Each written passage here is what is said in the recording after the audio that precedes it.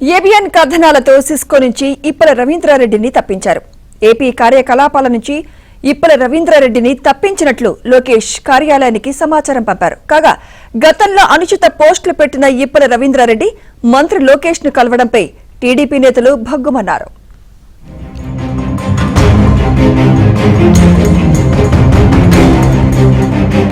TDP అధికారంలో ఉన్న 2014 నుంచి 2019 వరకే కాకుండా ఆ తర్వాత కూడా కొన్నిసార్లు టీడీపీ అధినేత చంద్రబాబు నాయుడు, పార్టీ జాతీయ ప్రధాన కార్యదర్శి, జనసేన అధినేత పవన్ కళ్యాణ్ పై ఇష్టం వచ్చినట్లు పోస్టులు పెట్టడమే కాకుండా బూతులు కూడా తిడుతూ ఇప్పాల రవీంద్రారెడ్డి పోస్టులు పెట్టారు. ఈ పోస్టులని సోషల్ మీడియాలో వైరల్ అయ్యాయి.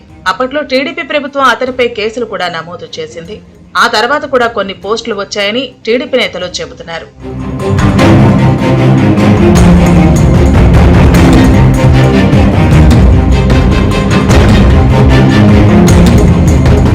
ఆ తర్వాత ఇప్పాల రవీంద్రారెడ్డి సిస్కోలో ప్రవేశించారు. సిస్కోలో దక్షిణాది రాష్ట్రాలకు టెరిటరీ అకౌంట్స్ మేనేజర్ గా ఇప్పాల ఉన్నారు.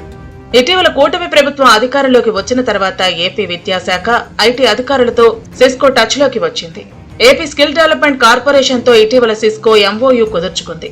ఈ సమయంలో రాష్ట్ర ప్రభుత్వంతో ఇప్పాల రవీంద్రారెడ్డి సమన్వయం చేశారు. లోకేష్ తో ఇటీవల వీరు భేటీ నిర్వహించి ఆయన సమక్షంలోనే ఎంఓయూ చేసుకున్నారు. దీని ద్వారా రాష్ట్రంలోని డిగ్రీ విద్యార్థులకు స్కిల్ డెవలప్మెంట్ లో శిక్షణ ఇవ్వాలని నిర్ణయించారు. అయితే ఈ సందర్భంగా ఓ వీడియో బహిర్గతమైంది.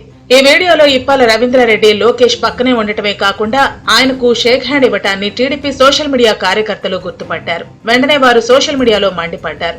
అసలు పార్టీ అధినేత చంద్రబాబును, లోకేష్ ను, వారి ఇంట్లో ఉన్న మహిళలను కించపరిచిన వ్యక్తిని ఆయన దగ్గరకు ఎలా రానిచ్చారని నిలదీశారు.